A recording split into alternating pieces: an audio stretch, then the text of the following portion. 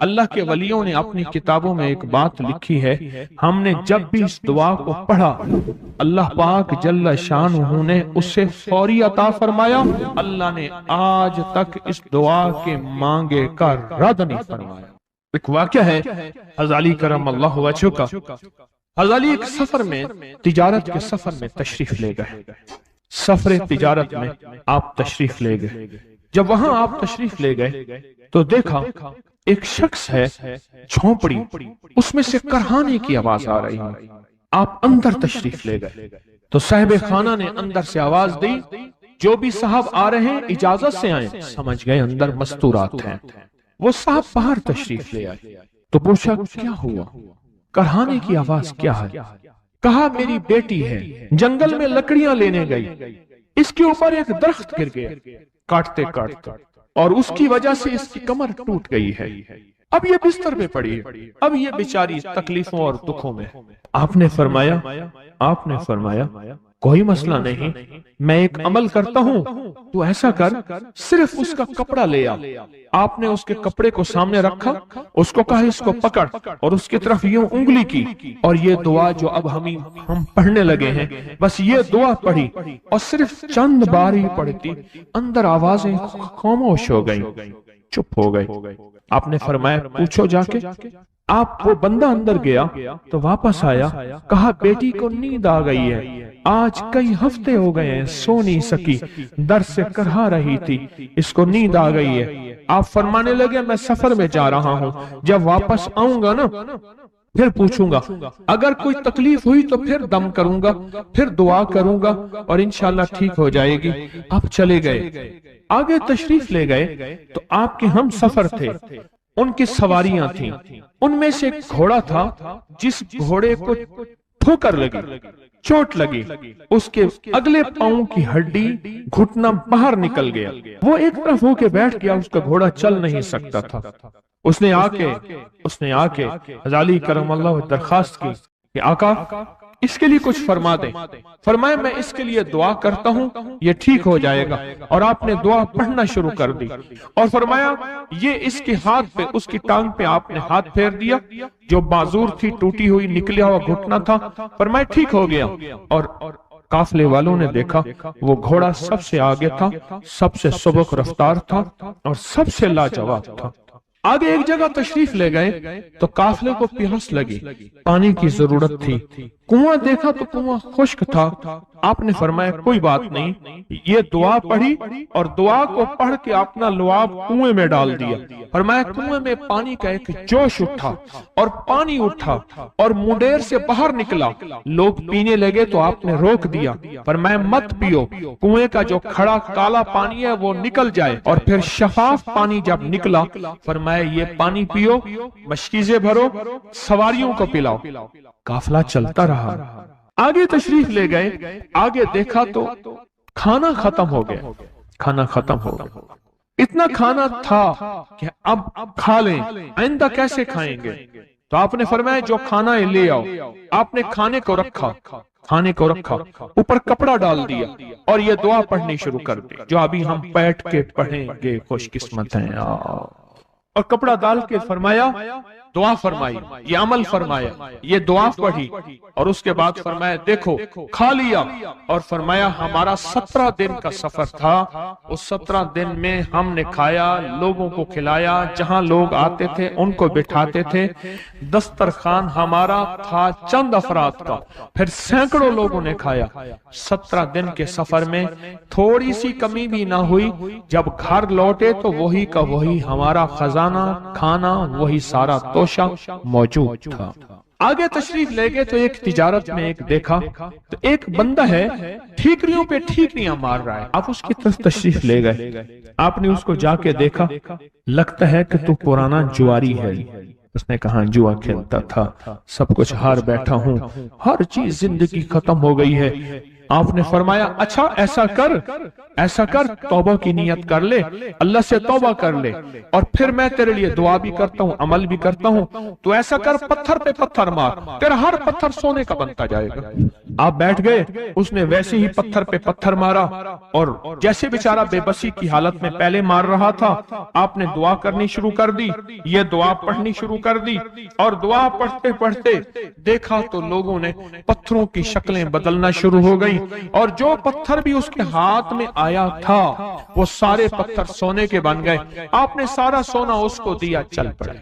सफर में आगे जाते जाते देखा कि एक शख्स है, उसके साथ एक बच्चा है, एक बूढ़ी औरत है, एक बूढ़ा गधा है, और वो सारे पैदल चल रहे हैं, गधे को सवारी को साथ लिए हुए। तो आपने पूछा क्या हुआ?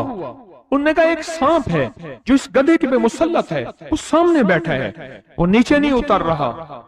हमने मारने की कोशिश की है, उसकी फुंकार से असा जल जाता है, और जला हुआ असा दिखाया, डंडा जला हुआ दिखाया कि एक फुंकार से डंडा जल जाता है, वो मुसल्लत है गधे पे।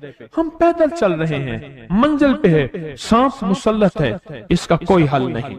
आपने फरमाया इस गधे को इस झाड़ी से, इस दरख्त से बांध दो, और बांध के आप किबला रुख हुए और ये दुआ पढ़नी शुरू कर दी, और फरमाया फिर दूसरे रुख हुए और ये दुआ पढ़नी शुरू कर दी, और तीसरे रुख हुए, और दुआ पढ़ने के बाद आपने उस सांप पे फूंक मारा, सांप चोटी बन के छलांग लगाई और गायब हो गया। तो उन्होंने पूछा आका ये क्या था? फरमाया ये तुम्हारे ऊपर एक दुश्मन जिन मुसल्लत था जो के तुम्हारी जानों और इज्जतों का लुटेरा था।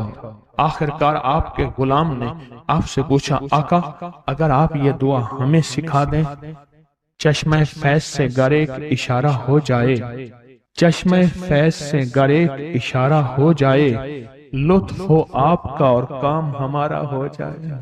आए बिस्मिल्लाह करके इस दुआ को पहले सुनते हैं। या वहाब हबली मिन नेमत दुनिया वल आखिरा इन्नका अंतल वहाब। अल्लाह के वलियों ने अपनी किताबों में एक बात लिखी है, हमने जब भी इस दुआ को पढ़ा अल्लाह पाक जल्ल शानुहु ने उससे फौरी अता फरमाया, वरना उसके निस्बत अता फरमाई, और वरना चंद लम्हों में अता फरमाया, वरना चंद दिनों में। अल्लाह ने आज तक इस दुआ के मांगे का रद्द नहीं फरमाया।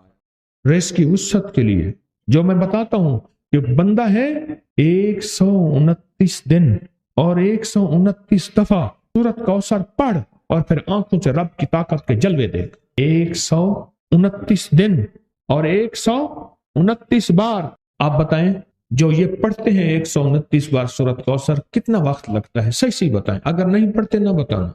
10 मिनट की आवाज भी है, 7-8 मिनट की आवाज भी है, 15 मिनट की आवाज भी है।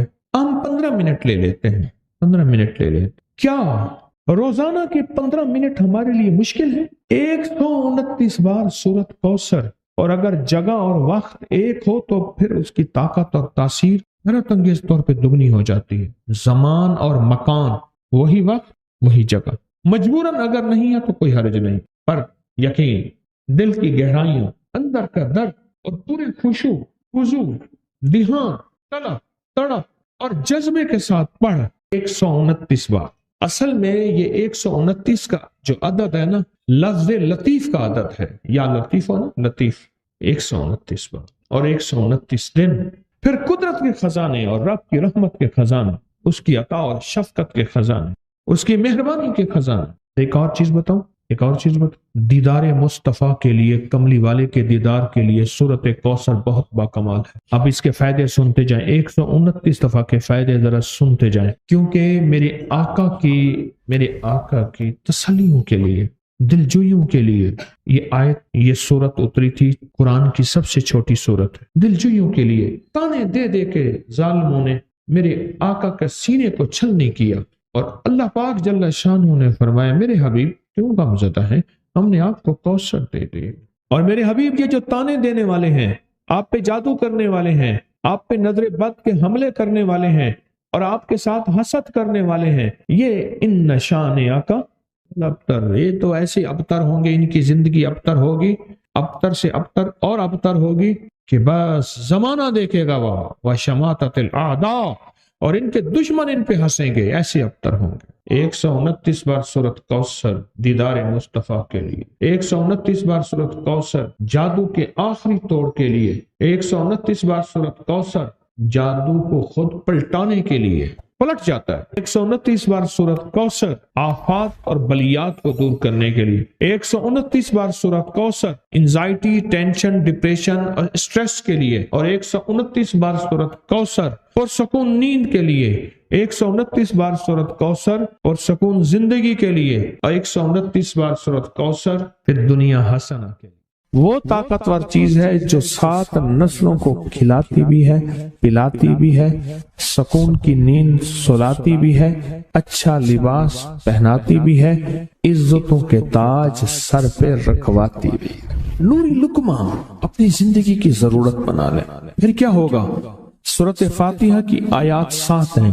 اللہ 7 آسمان اور 7 زمین کی جتنی بھی برکات ہیں، برکات من السماوات والارض، اللہ 7 آسمان اور 7 زمین کی ساری برکات اس کو عطا کر دے گا، اور لوگوں کو پتہ ہی نہیں ہوگا کہ یہ بندہ کتنا مالدار ہے، روحانیت کی طاقت اور روحانیت میں کتنا آگے ہے، کوئی پہچان بھی نہیں سکے گا کہ روحانیت میں یہ بندہ کتنا آگے ہے اور کتنا آگے سے آگے بڑھ گیا ہے، کسی کو علم بھی نہیں ہوگا۔ نوری لقمہ اپنی زندگی کی مجبوری بنا لے، اور نوری لقمہ اپنی زندگی کی ضرورت بنا لے، پھر دیکھیں کمالات۔ کیوں؟ فرمائے جو سارے قرآن میں ہے، جو سارے قرآن میں ہے، جو سارے قرآن میں ہے، آنکھیں کھل جائیں۔ یہ سورۃ فاتحہ نماز کھانے کے دوران پڑھنے والا یہ اہل نظر میں ہے، اس کی نظر وسیع ہو جاتی ہے، یہ اہل کشف ہوتے ہیں، ان کی دل کی آنکھیں کھل جاتی ہیں، یہ فرشتوں کو دیکھتے ہیں، یہ انسانوں کے دلوں میں جھانک لیتے ہیں، یہ کائنات کے راز پڑھ لیتے ہیں، کائنات کے راز پڑھ لیتے ہیں۔ کہ اللہ پاک ان کے سامنے جنات آنکھوں سے دکھاتا ہے، حتیٰ کہ یہاں تک کہ اللہ قبر کے راز بھی ان کے اوپر کھول دیتے ہیں۔ نوری لقمے کا اثر یہ ہے، دل کی آنکھیں کھل جاتی ہیں، دل کی آنکھیں کھل جاتی ہیں، دل کی آنکھیں کھل جاتی ہیں۔ یہ نور لقمے کی تاثیر ہے۔ چہرے کی آنکھیں تو سب کے پاس ہیں، دل کی آنکھیں سب کے پاس نہیں، دل کی آنکھیں سب کے پاس نہیں، چہرے کی آنکھیں سب کے پاس ہیں، دل کی آنکھیں سب کے پاس نہیں۔ نوری لقمے کی یہ تاثیر ہے کہ دل کی آنکھیں کھل جاتی ہیں، اور دل کی دنیا آباد، اور دل کی دنیا شاد، اور دل کا وہ بندہ بامراد بن جاتا ہے جو نوری لقمے اپنی زندگی میں شامل کرتا ہے۔ اور نوری لقمے سورۃ فاتحہ، اور کتنی بار؟ اچھا، یہ سورۃ فاتحہ بیماریوں کا علاج۔ صحابہ کرام فرماتے ہم جا رہے تھے، کوئی ایک سردار تھا، اس کو بچھو نے کاٹ لیا اور اس کو چیخ رہا تھا بیچارہ، فرمایا سانپ کا کاٹا سوئے، بچھو کا کاٹا روئے۔ میرے پاس ایک سانپ کا کاٹا آیا تھا، غنودگی میں تھا، وہ بہت غنودگی میں سے سوتا تھا، اور میں نے کہا اس کو سونے نہ دے، خیال نہ کیا انہوں نے، ادھر سے ہٹا تو بندہ ختم ہو گیا، سانپ کا کاٹا تھا۔ ہمارے ایک والد صاحب رحمۃ اللہ علیہ کے تھے ملک عبد الرحمن ڈوٹی، وہ لائے تو کہنے لگے اس بچھو کے کاٹے کا علاج، صحابہ کرام نے 7 بار سورۃ فاتحہ پڑھ کے اس پہ دم کر، اور وہ ٹھیک ہو گیا۔ اور میں جب سورۃ فاتحہ عرشوں سے زمین پہ آئی، نازل ہوئی، ایک گونج اٹھی، ایک آواز آئی، اور میں اللہ سے آج وہ چیز زمانے پہ زمین پہ نازل کی ہے جو اس سے پہلے کبھی آئی نہیں تھی، اور جو اس کے بعد کبھی آئے گی نہیں۔ اس سے پہلے کبھی آئی نہیں تھی، اس کے بعد کبھی آئے گی۔ اور جب سورۃ فاتحہ نازل ہوئی، شیطان رویا، پیٹا، اپنا سر پہ راکھ ڈالی، اور اتنا شور کیا کہ کاش کہ یہ سورۃ فاتحہ آئی ہے، اور اگر آئی ہے تو واپس چلی جائے، اگر واپس نہیں گئی تو کسی کی زبان پہ نہ جائے، یعنی کوئی اس کو پڑھ نہ سکے، اگر پڑھے تو اس کا یقین نہ ملے۔ یقین سے پڑھنے والے کی دنیا بھی، آخرت بھی، رزق بھی، عزت بھی، صحت بھی، تونگری بھی، بادشاہت بھی، خوشیاں خوشحالیاں بھی یقین سے پڑھنے والے کو ملتی ہیں۔ اور اس لیے آج بھی شیطان سورۃ فاتحہ سے لرزتا ہے کہ سورۃ فاتحہ پڑھنے سے جنات اور شیاطین ایسے دور ہوتے ہیں، ایسے کہ میلوں دور چلے جاتے ہیں، اور اس بندے سے خوف زدہ ہوتے ہیں جو سورۃ فاتحہ پڑھتا ہے۔ کھانے کے دوران اس کی حکمت کیا ہے؟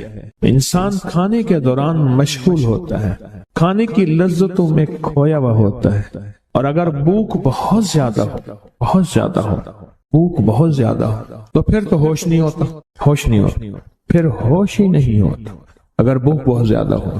اب اسی دوران جس طرح سنیں غور سے، بڑی میں عجیب بات بتا رہا ہوں، حضرت امام جعفر صادق سلام اللہ رضوان اللہ تعالی علیہ مجمعین اللہ کے ولی تھے، ولایت کے تاجدار تھے، سرداروں کے سردار تھے، اولیاء کے سردار تھے۔ میں بازار میں جاتے تھے، جا کے پھر واپس آ جاتے تھے، پھر جاتے کچھ نہیں خریدتے تھے۔ کسی نے پوچھا اب کیوں جاتے ہیں؟ فرمایا 2 وعدے لینے، کیا میں جا کے بازار میں ہر بندے کو سلام کرتا ہوں، وہ سلام کا جواب دیتے ہیں، اور کیا پتا کسی کے سلام کا جواب ایسا ہو جو اللہ کے ہاں مقبول بھی ہو، محبوب بھی ہو۔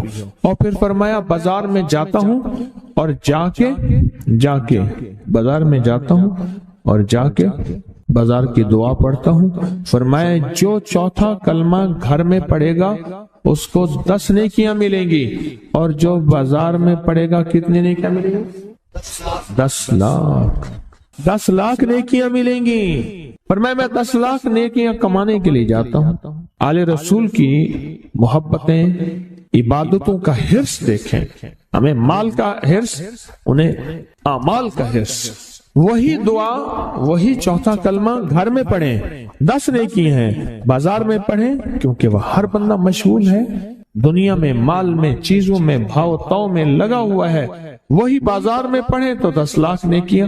اسی طرح کھانے کے دوران جب لذت ہے، کھانے کے دوران ذائقہ ہے، اور کھانے کے دوران لذت اور ذائقے میں اگر کوئی بندہ سورۃ فاتحہ پڑھ لے تو اللہ کہتا ہے تو ان لذتوں میں مجھے نہ بھولا، ان کھانے کی چیزوں میں مجھے نہ بھولا، ان ساری کیفیتوں میں مجھے نہ بھولا۔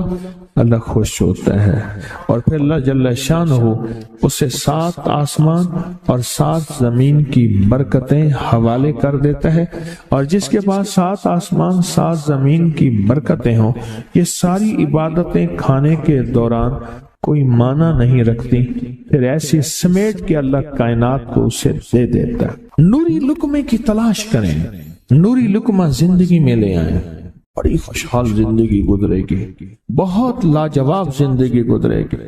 7 دفعہ سورۃ فاتحہ سے قرضے اتر جاتے ہیں، 7 دفعہ سورۃ فاتحہ سے بیٹے مل جاتے ہیں، 7 دفعہ سورۃ فاتحہ سے نعمتیں، اور 7 دفعہ سورۃ فاتحہ وہ طاقتور چیز ہے جو 7 نسلوں کو کھلاتی بھی ہے، پلاتی بھی ہے، سکون کی نیند سلاتی بھی ہے، اچھا لباس پہناتی بھی ہے، عزتوں کے تاج سر پہ رکھواتی بھی ہے۔ کہیں انشاءاللہ۔